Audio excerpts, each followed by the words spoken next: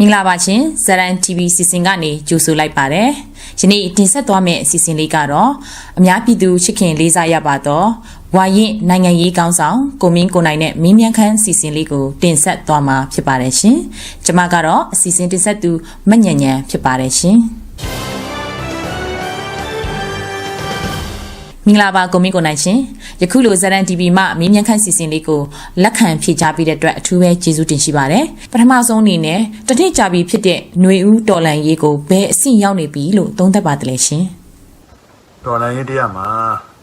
တစ်နှစ်ဆိုတဲ့ခကြီးလန်းဟာတကယ်တော့လဲတဲ့အခိုက်အတန့်တော့မဟုတ်ပါဘူးအသက်တွေဘဝတွေနဲ့ယဉ်ဤထားတာဖြစ်တဲ့အတွက်ဒီနာရီတိုင်းမိနစ်တိုင်းလိုသတိနဲ့ဉာဏ်ပညာနဲ့ဖြတ်သန်းနေကြတာလေအဲ့တော့ဘယ်အဆင့်ရောက်နေပြီလဲလို့မေးတဲ့မေးခွန်းအတွက်အဖြေကတော့အဲ့ဒီမေးခွန်းမှာကိုပါပြီးသားအဲ့တော့ဒီလောက်ရက်ဆက်ရိုင်းဆိုင်ကောက်ချစ်တဲ့စစ်အာဏာရှင်ကိုတစ်နှစ်ကျော်တိုင်အောင်ခုခံတော်လှန်နိုင်တယ်ဆိုတော့ကဒီຫນွေဦးတော်လှန်ရဲ့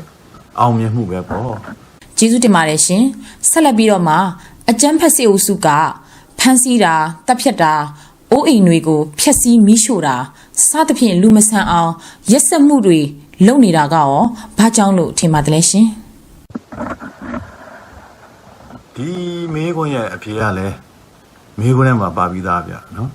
အကြဖက်အုပ်စုလို့မေးခဲ့တယ်လေအဲ့တော့အကြဖက်အုပ်စုကတော့အကြဖက်လောက်ရပဲလုံးမှာပေါ့ဗျာဒါသူတို့ညံရင်မိတဲ့တရားပေါ့ဗျာဒါပေမဲ့အဲ့ဒီတရားကပဲသူတို့ပြန်ပြီးတော့စီရင်မှာပါကျေးဇူးတင်ပါတယ်ရှင်ဆက်လက်ပြီးတော့ဒီလိုလုပ်လို့ပြည်သူတွေကကြောက်ရွံ့ပြီးအာဏာရှင်တော်လှန်ရေးကိုကြောခိုင်းသွားမယ်လို့ထင်ပါသလားရှင်ပြည်သူတွေကကြောက်ရွံ့ပြီးတော့ဒီတော်လှန်ရေးကိုနော်အာဏာရှင်တော်လှန်ရေးကိုကြောခိုင်းသွားမယ်ဆိုရင်ဒီနေ့တော်လှန်ရေးတစ်နေ့ပြည့်ဆိုတဲ့ခကြီးတော်ပေါ်လာကြအကြောင်းရှိမှာမဟုတ်ဘူးဆိုတော့အာဏာရှင်ကိုပြည်သူတွေကကြောခိုင်းနေသလားဒါမှမဟုတ်မျက်နှာချင်းဆိုင်ခုခံနေသလားဆိုတာတော့အမတန်ရှင်းလင်းတဲ့အဖြေလို့ကျွန်တော်နားလည်ပါတယ်ကျေးဇူးတင်ပါတယ်ရှင်ဆက်လက်ပြီးတော့မှတော်လှန်ရေးမှာအရေးအကြီးဆုံးကရောဘာတွေဖြစ်မယ်လို့ထင်ပါတယ်လဲရှင်ဟုတ်ကဲ့ဒီခေါင်းစဉ်ကိုပြည့်စုံအောင်ဖြေရမယ်ဆိုရင်တော့တော်တော်ရှည်သွားမယ်ဗျနော်အရေးကြီးဆုံးတွေကအရေးဆုံးတစ်ခုပဲပြောပါဆိုရင်တော့တော်လှန်ရေးဆိုတာခံယူချက်နဲ့အလုပ်လုပ်ရတာပါခံစားချက်နောက်ကိုအများအားလိုက်သွားလို့မရဘူးပေါ့ဒါကိုပဲကျွန်တော်ပြောချင်တာပါတော့ခံစားချက်ကလူတိုင်းမှာရှိတယ်ဒီခံစားချက်ကိုကျွန်တော်တို့ခံယူချက်ကောင်းကောင်းဖြစ်အောင်လို့ပြောင်းယူရတာပဲလေနော်ခံစားချက်ဆိုတဲ့သဘောကအချိန်ကြာလာလို့ရှိရင်ဒီဂရီအပြောင်းလဲတွေရှိတတ်တယ်ဗျခံယူချက်ကတော့တသမတ်ထဲသွားတယ်နော်အဲ့ဒီအကြောက်တရားတွေမက်လုံးပေးလိုက်တဲ့အောက်မှာအယောင်ပြောင်းမသွားအောင်ပေါ့ဒီလိုပါအဲ့တော့ဘလောက်ပဲပန်းတိုင်ကဝေးသည်ဖြစ်သည်နီးသည်ဖြစ်စေပေါ့ကျွန်တော်တို့ကဒါကခံယူချက်ဆိုတာကကိုယ့်ရဲ့အသက်နဲ့ပူးပြီးတော့ကြည်ထားတဲ့အရာတစ်ခုဖြစ်နေတယ်အဲ့တော့ရှင်သန်နေတဲ့ဒီခံယူချက်ကတည်တည်ငြိမ်ငြိမ်နဲ့ရှိနေပါပါကျေးဇူးတင်ပါတယ်ရှင်ကျမတို့ပြည်သူတွေအတွက်အင်မတန်မှတန်ဖိုးရှိတဲ့အဖြေလေးလည်းဖြစ်ပါတယ်ရှင်ကျမအနေနဲ့ခွန်အားအရဆုံးကတော့မက်လုံးပေးမှုတွေရဲ့နောက်မှာအယောင်ပြောင်းမသွားစေဖို့ဆိုတဲ့အရာလေးကိုတော့ကျမကတော့အရန်ခွန်အားရပါတယ်ဆက်လက်ပြီးတော့အာဏာရှင်မရှိတော့တဲ့အနာဂတ်တိုင်းပြည်ကိုဘယ်လိုပုံဖော်တင်ပါတယ်လဲရှင်အဲ့ဒါကလည်းအာဏာရှင်မရှိတဲ့အချိန်ကြရင်ပြည်သူတွေကပဲပုံဖော်မှာလေဘာလို့လဲဆိုတော့ဒီຫນွေဦးတော်လှန်ရေးဟာသူတို့ရင်းနှီးပေးဆက်ခဲ့ရတဲ့တော်လှန်ရေးဖြစ်နေတာဟုတ်ဒါကြောင့်ပါနော်မှန်ပါတယ်ရှင်ပြည်သူတွေကတိဆောက်မဲ့အနာဂတ်တိုင်းပြည်ကိုကျမနဲ့အတူပြည်သူတွေကလည်းအင်မတန်မှမျှော်လင့်နေပြီလို့ယုံကြည်ပါတယ်ရှင်ဆက်လက်ပြီးတော့မှຫນွေဦးတော်လှန်ရေးမှာအာဏာရှင်တွေဘက်ကရက်တီသူတွေ CDM မလုပ်တဲ့ဝန်ထမ်းတွေကိုရောဗာပြောရှင်ပါတယ်လေရှင်အာဏာရှင်တွေဘက်ကရက်တီတဲ့သူတွေအတွက်တော့အထွေထူးမရှိဘူးဗျအပေါ်မှာပြောခဲ့သလိုပဲတရားဝါတိုင်းဟာကိုယ်တရားကိုစီရင်မှာပဲဗျဆိုတော့ CDM မလုပ်တဲ့ဝန်ထမ်းအနေနဲ့ပတ်သက်လို့เนาะအခြေအနေနှမျိုးရှိမယ်ခင်ဗျတချို့က CDM မလုပ်ချင်တဲ့စစ်အုပ်စုရဲ့ဝန်ထမ်းတွေဗျเนาะတချို့ကတော့ CDM တော့လုပ်ချင်တယ်ဗျအခြေအနေမျိုးကြောင့်လုပ်လို့မရတဲ့ဘဝတွေပေါ့เนาะအဲ့ဒါတွေတက်တော့ကျွန်တော်တို့ကလုပ်ငန်းခွင်ထဲမှာနေရပါမယ်ဒီတော်လိုင်းရေးကိုအထောက်အကူဖြစ်စေမဲ့အလုပ်တွေအများကြီးလုပ်ပေးနေလို့ရတယ်ဗျာလူတိုင်းနဲ့သိပြီးသားတွေရှိတယ်ဗျာเนาะဒါဖျဲသီးလို့ဟာမျိုးပေါ့ဒါကကျွန်တော်တို့ကကာကွယ်ပေးရမှာသူတို့ကိုဖွက်ပေးထားရမယ်တကယ်လည်းတန်ဖိုးထားရမယ်ပေါ့ဒါဒီလိုရှိတာပေါ့ဗျာချွင်းချက်ကိစ္စတွေတော့ရှိတာပေါ့เนาะအဲ့တော့ကိုတက်နေတဲ့ငွေကြီးလူတန်းနေဗျာတက်နေတဲ့ဘက်ကဘောဝယ်တယ်ဗျာຫນွေဦးထီတွေထိုးတယ်ဗျာနောက်ဆုံးဗျာ click to donate မှာဝင်ပြီးတော့ click လုပ်ပေးနေတာရှိတယ်ဗျာ အဲ့တော့အချိန်နေပေးတဲ့ပုံမှာတော့ CDM ကိုပြောင်းနိုင်မယ်ဆိုရင်တော့ဒါအကောင်းဆုံးပဲဗျနော်အဲ့တော့သူတို့စောစောပြောင်းနိုင်တယ်လေအနာဂတ်မှာသူတို့ခံစားရမယ်အသီးပွင့်ရပို့ပြီးတော့ကြီးမားလေဖြစ်မှာပေါ့ကျေးဇူးတင်ပါတယ်ရှင်နောက်ဆုံးမေးခွန်းလေးအနေနဲ့ဒီຫນွေဦးတော်လန်ရေးမှာရှင်တိုင်းရင်သားကျမတို့ဇုံကြီးတိုင်းရင်သားတွေပါဝင်တိုင်းရင်သားလူမျိုးစုတွေရဲ့ပါဝင်မှုကရောအားရကျင်တဲ့စရာကောင်းပါသလား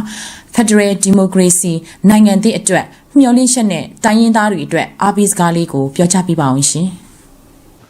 ဒီຫນွေဦးတော်လန်ရေးမှာနော်ဒီမေးလို့ပြရမယ်ဆိုရင်တော့ဗျာချင်းမျိုးသားတွေလို့ပြောလိုက်ရင်ကျွန်တော်တို့မျက်စိထဲမှာဘာစမြင်လဲဆိုတော့ဒီကြီးရည်လေးစစ်တပ်ကြီးကိုတူမီးနဲ့ခုခံတဲ့ပုံတွေကိုကျွန်တော်တို့မြင်တာပေါ့ဗျာဒါကတော့ရှင်းတာပေါ့လူတိုင်းရဲ့စိတ်ထဲမှာလည်းဒီလိုပါပဲကျွန်တော်ဆိုလို့ရှိရင်ချင်းပြည်နယ်ကိုအကြိမ်ခါရောက်ဘူးပါတယ်ရောက်တဲ့အခါတိုင်းမှာလည်းချင်းပြည်နယ်မှာဟိုဘေးဒုက္ခတစ်ခုခုရင်ဆိုင်နေရလို့လက်တွဲကြရတဲ့အချိန်ကြီးပါပဲကျွန်တော်အများအားပြောဘူးပါတယ်ဟိုမြေပြန့်တို့ကမ်းရိုးတန်းတို့မှာနေခဲ့ကြတဲ့ဟိုပြည်တော်စုသားတွေဟာဖြစ်လာပြီဆိုရင်တောင်ပေါ်မှာဟိုကြားတဲ့ချွေးဆက်တွေအတွက်ပဝါတွေကအစဉ်သင်းရှိပါတယ်အဲ့ဒီအတွက်ကျွန်တော်တတ်နိုင်သမျှဖြည့်ဖို့အများအားရောက်လာကြတာပဲဆိုတော့ဒီမှာຫນွေဦးတော်လာရေးမှာတော့ဒီရှိတဲ့တူနမီသနတ်နဲ့စပြီးတော့ခုခံခဲ့တာကျွန်တော်တို့သင်ခဲ့ဘူးတဲ့သမိုင်းတွေမှာမမွေးခင်ကလေးရပေါ့နော်ချင်းဒီမှာတော်လိုင်းရေးစိတ်ဓာတ်ရှိတာတော်လိုင်းရေးကိုလုံနိုင်စွာရှိတာပေါ့ဒါအတွက်ကျွန်တော်တို့ဟိုဂုဏ်ယူပါတယ်အဲ့လိုပဲတခြားတိုင်းသားတွေလည်းဗျာကိုယ်ခံယူချက်နဲ့ကိုဒီတော်လိုင်းရေးမှာအချိန်ကိုက်ပါဝင်လာကြအောင်လည်းအကုန်လုံးလုပ်နေကြတာပဲဆိုတော့အနာဂတ်မှာဖက်ဒရယ်ပြည်ထောင်စုအတွက်ကျွန်တော်တို့ကခိုင်မာတဲ့ပြောချင်တာတော့ဘယ်တော့မှမပြောက်ပြက်မဲ့သမိုင်းဝင်လောက်ရတယ်ပဲဒါတွေကနော်ဒါကြောင့်အကြောင်းမျိုးကြောင့်ပူပေါင်းမှုကြံနေတဲ့တိုင်းသားအင်အားစုအားလုံးကိုကျွန်တော်တို့ကတကားဖွင့်ကြိုကြရမှာပဲတစ်ချိန်တော့အနေစိမ့်ခဲ့တာတွေရှိတယ်အပြည့်ကနားမလည်ခဲ့တာတွေရှိတယ်အခုတော့ကျွန်တော်တို့ပို့ပြီးတော့နားလည်လာကြတယ်ဗျတယောက်နေရာမှာတယောက်ပို့ပြီးတော့နေပြစ်သွားတာပေါ့ဗျာနော်ဒါတွေကတော့တကယ်ဟိုထွက်လာခဲ့တဲ့လောလောဆယ်မှာကျွန်တော်တို့အတွက်တကယ်ကိုအကျိုးရှိတဲ့အချက်တွေပါနော်အဲ့တော့အထင်မြင်လွဲခဲ့တာတွေကိုစီအားနဲ့ချက်ရှိခဲ့တာတွေအကုန်လုံးကိုသီးခံကြရမှာပဲခွန်းလို့ကြရမှာပဲတောင်းပန်ကြရမှာပဲအကုန်လုံးပြန်ပြီးတော့လက်တွဲကြရမှာပဲဒီတော့တောင်ပေါ်တို့မြေပြန့်တို့ဆိုတာတော့ဗျာအခေါ်အဝေါ်တွေပါဗျာနိုင်ငံတစ်ခုရဲ့မြေပုံမှာဟိုးသပင်ဖျားနေပြီးတော့ခြိပြားသည့်ခံစားချက်တွေတသားတည်းဖြစ်သွားပြီးခံယူချက်တွေအတူတူဖြစ်သွားပြီဆိုတော့ကျွန်တော်တို့ပန်းနိုင်တဲ့တစ်ထပ်ထဲကြပြီလေနော်ဒါကြောင့်မှကျွန်တော်တို့တိုင်းသားတွေအားလုံးလက်ထက်မှာရှိနေပြီပါလဲဆိုတော့ဒီအနာဂတ်ရဲ့ပဋိကားတစ်ချက်ကိုရေးဆွဲဖို့ပေါ့စုပ်ချက်တွေညီနဲ့ကျွန်တော်တို့ဟန်ချက်ညီဖို့ပါပဲငိမ့်ညမ်းတဲ့တကယ်ตายရတဲ့ဖက်ဒရယ်ပြည်ထောင်စုစီကိုကျွန်တော်တို့တေချာဖို့ချီတက်ခွင့်ရမှာလို့ယုံပါတယ်တိုင်းသားအားလုံး